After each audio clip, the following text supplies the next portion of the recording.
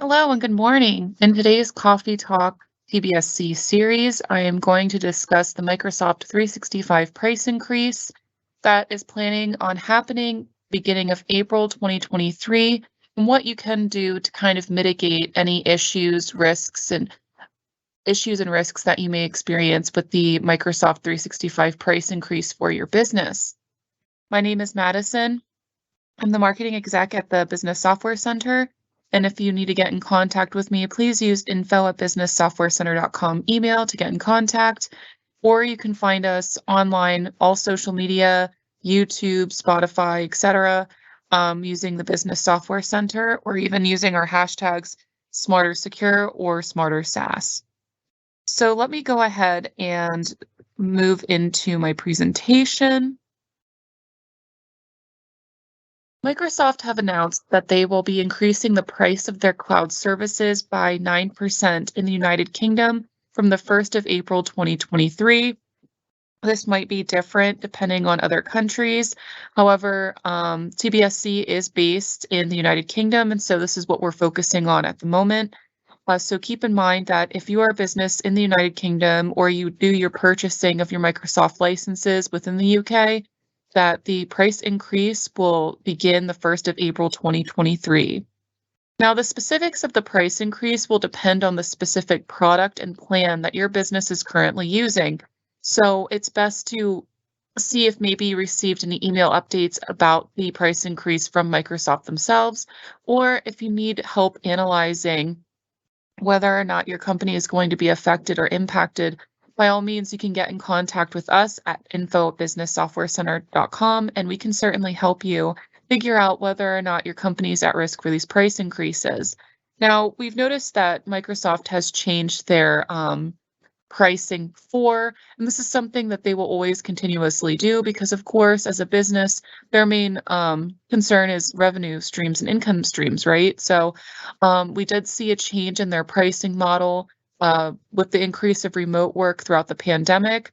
And we did see them switch from a cloud-based month-to-month services to now more of like year-long contracts to 3-year-long contracts. They're really pushing the longer contracts rather than month-to-month. And so if you are currently on a month-to-month subscription plan, you're probably experiencing an even larger price increase at the moment. But like I said, it really depends on your contracts, your products and services, and what you're getting from Microsoft, because it will vary depending on what you have.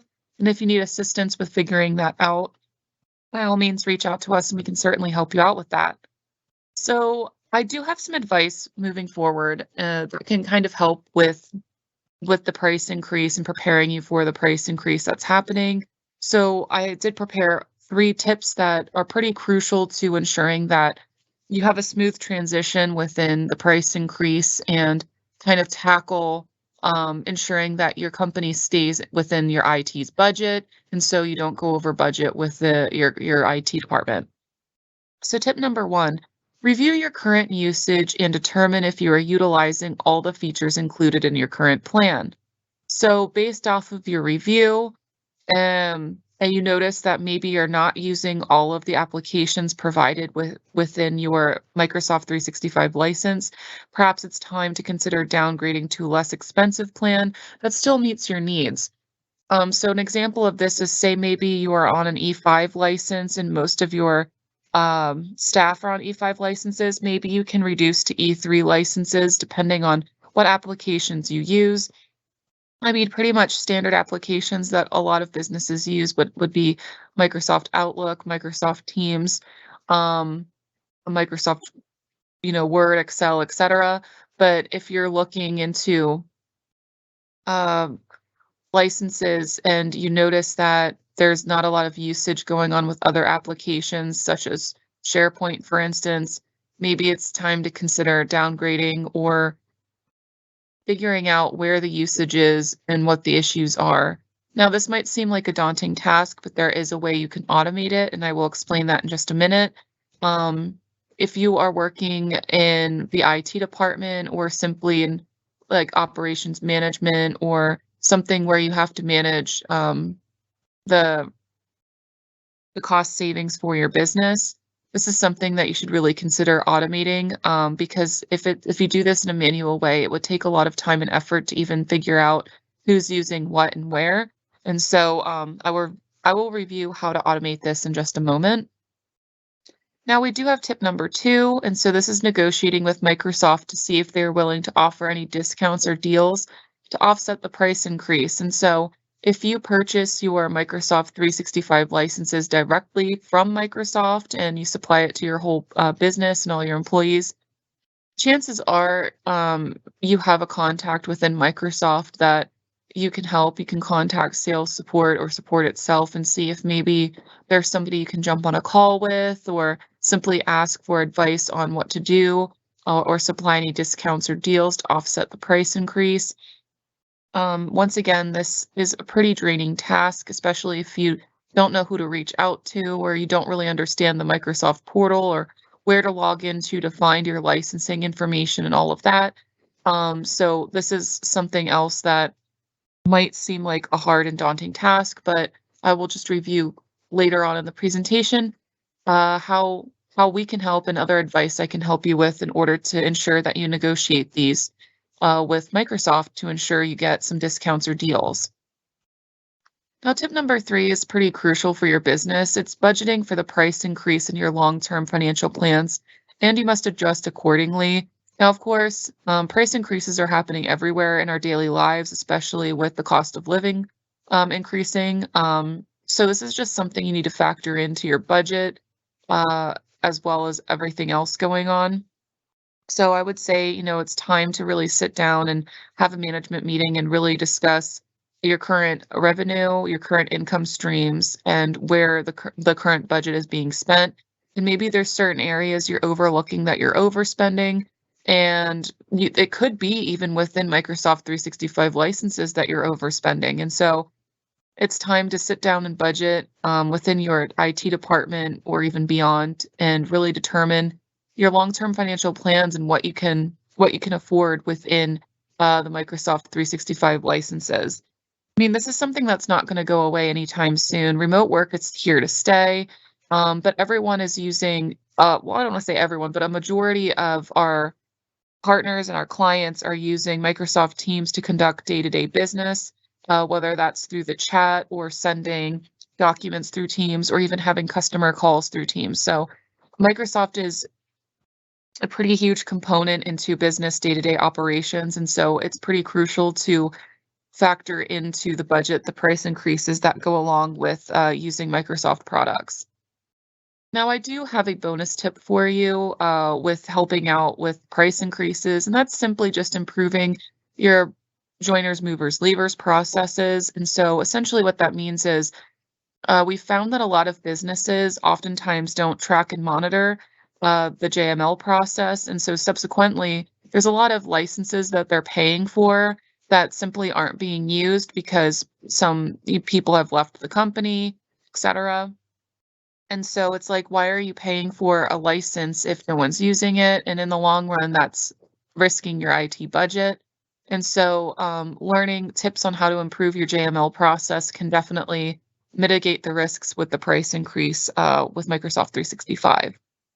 So the 4 tips that I've given you, essentially my advice is maybe you want to consult with an IT expert or other professionals to help you make these decisions. Microsoft with MSPs, which is a managed service provider, or CSP, which is a cloud service provider. If you're purchasing your licenses directly through Microsoft, I would advise maybe going to a consultant like a cloud service provider or a managed service provider and switch over to one of them to help you out with managing your licenses, because we find that a lot of businesses do not track, monitor, or manage their licenses on their own, and oftentimes just simply forget about even the joiner mover leavers process. They forget about who's even on the licenses and what they're paying for, etc. Now, of course, at the Business Software Center, we do have products and services that help out with managing your Microsoft 365 subscription. And we also partner with top CSPs and MSPs that can help manage, monitor, and track your Microsoft 365, but even go beyond that and offer ways of being more efficient optimizing your cost, as well as improving your security of your Microsoft 365 products. But for the purpose of this presentation, I just want to focus on reharvesting. So reharvesting might be your best chance at saving costs if that's your primary objective within the Microsoft price increases that are happening this April. And so essentially, when you reharvest these licenses, it can help reduce costs by ensuring that your business is only paying for licenses that are actually being used. So that's an example of the JML process, right? If you have, say, 10 employees that left your company within the last few weeks, and you're still paying for these licenses, obviously there's really no point to be paying for these licenses, so you can simply reharvest them to ensure that you're not paying for them. So this can be done periodically by reviewing the licenses that are assigned to employees and identifying any that are no longer needed. So once these unused licenses have been identified, they can be reassigned to other employees or simply deactivated. And so this is crucial to do, especially if you're going to sign a new contract, a new long-term contract with Microsoft, analyzing what's being used, what's not being used, and seeing what can be reharvested or simply deactivated. Now, like I said, doing this manually is really time consuming. It's extremely difficult. And so at the Business Software Center, we developed smarter SaaS that can do this all automated. And so what we can do is analyze the information that we have through your Microsoft tenancy and discover the usage levels. And so we can program and see, what's been used within the past 30 days, 60 days, 90 days. You can determine how long you want us to backtrack for. And say, for instance, anything not used within the 90 days, we can reharvest automatically for you. Because obviously, if somebody's not using their Microsoft license within the last 90 days, that probably means that they're not with the company anymore. But before we make decisions like that, of course, we would discuss it with you first, and maybe you can even compare the information with your HR just to ensure that we have everything squared away. So here are some other specific steps that you can take to reharvest Microsoft 365 licenses. Obviously, identifying the unused licenses is crucial. So you can do this within the Microsoft Admin Center on your own, but we've come to find that a lot of our end user clients do not do this because it is a manual task and it takes a lot of time. So our advice is use third-party licensing management tools, which is obviously what we provide with Smarter SaaS, and even using cloud solution providers or Microsoft managed service providers. So CSPs and MSPs are really top-notch when it comes to understanding the changes within Microsoft 365. And so you can go to them or even come to us, and we can assign you to an MSP or a CSP that will benefit your business. And the reason why working with a CSP or an MSP would be helpful for you is because they can tailor make their management of your Microsoft 365 depending on your business needs, your business structure, your business size, and even your business goals. So working alongside an MSP or a CSP that uses Smarter SaaS to kind of analyze your Microsoft 365 licenses will really help you out in the long run and automate a lot of these tasks that can be seemingly really daunting, long, and manual. And we can do it within minutes. We can see these results. So another step you can take to reharvest is reassign or deactivate the license. So specifically for users who no longer need a license, you can reassign it to someone else within your organization. So an example of that would be joiners, movers, leavers. If there is somebody leaving your company and you are replacing them, you can simply allocate that old license to the new employee. Alternatively, if you find that you have surplus of licenses, you can deactivate them and to save on costs. And so surplus essentially means you have extra licenses and they're not assigned to anybody. Maybe you were anticipating hiring 15 new people and they haven't started yet and it's been a month. You're paying for 15 licenses that are simply not assigned or used because the new hires haven't started yet, something like that. You can monitor usage and reassign licenses as necessary. And so once you reharvest licenses, you need to continue to monitor the usage and reassign licenses as needed. So this isn't like a once and done task. This is something that needs to be done continuously. And so this is what a CSP or an MSP can do for you. So once they benchmark and see where you're currently at, once they understand your company goals, they can go in as often as you like to see where your current usage is and what um yes, they can see where your current usage is. Typically, we'll do like once a month reporting, but of course, if you need something um, more frequent than that, that's something you can discuss with your MSP or your CSP. Finally, you can audit licenses and the users, so you can perform regular audits to check for inactive users, duplicate licenses, and other potential issues. And this can help to identify any additional licenses that can be reharvested. And you'd be quite surprised. A lot of businesses end up getting duplicate licenses and assigning the same user to multiple licenses. I'm really unsure why this happens. Perhaps it's something involved with the hiring or JML process. But either way, what we can do is see uh, we can audit the licenses and see who's using what. And we can even see what is duplicated and offer solutions to these problems that arise. So additionally, TBSC can help with reharvesting with Smarter SaaS. And so we offer a health check, which is essentially a benchmark that shows where your business is currently at now with the usage and optimization of your Microsoft 365 licenses. And so it shows cost details of your subscriptions that have not been used in your applications over the last 30 days. But like I said, we can adjust the scale. So if you want to go 60 or 90 or even 180 days back, we can do that. So this indicates that these subscriptions are potentially eligible for processes of canceling the existing users if they haven't been using them within the last 30 days. And so this process will aid in cost control and security by ensuring people leaving the organization no longer have IT access or even access to the data once they left. And I think security should really go hand in hand with the management of the cost control of your Microsoft 365 because it is becoming one of the most popular um, places for cyber attacks to occur. So with our health check, we have additional features that might be useful to you.